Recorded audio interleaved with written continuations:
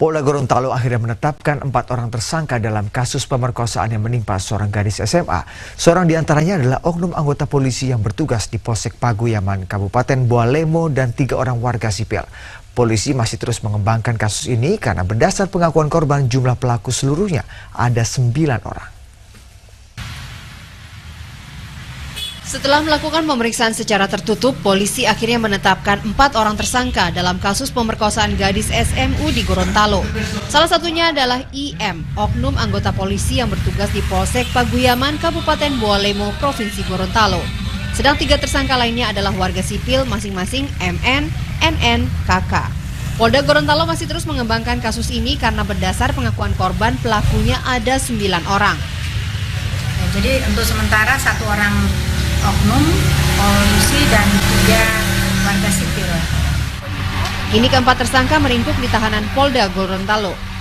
Lembaga Perlindungan Saksi dan Korban LPSK Pusat juga mendatangi rumah korban. Tim LPSK yang berjumlah 5 orang tersebut ingin bertemu dan melihat kondisi korban secara langsung. Dalam pertemuan selama 2 jam tersebut, tim LPSK berkesimpulan korban harus mendapat pendampingan baik secara hukum maupun secara psikologis. Belum ada ancaman yang nyata ya, kalau saya lihat sementara ini. Tetapi tidak tahu nanti perkembangannya ke depan karena kan ini berhadapan dengan oknum juga saya kira.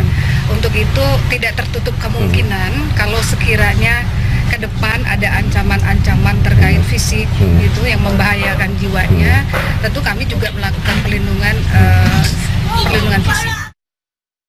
Seperti diberitakan sebelumnya, IU siswi kelas 2 SMU yang masih berumur 16 tahun menjadi korban pemerkosaan yang diduga dilakukan oleh sejumlah oknum anggota polisi. Dalam pemerkosaan itu, IU bahkan sempat diancam akan ditembak jika melaporkan perbuatan para pelaku. IU mengaku aksi pemerkosaan yang disertai ancaman tersebut berlanjut pada 1 Oktober 2013 lalu. Dirinya disekap selama 3 hari oleh para pelaku dan diperkosa secara bergiliran.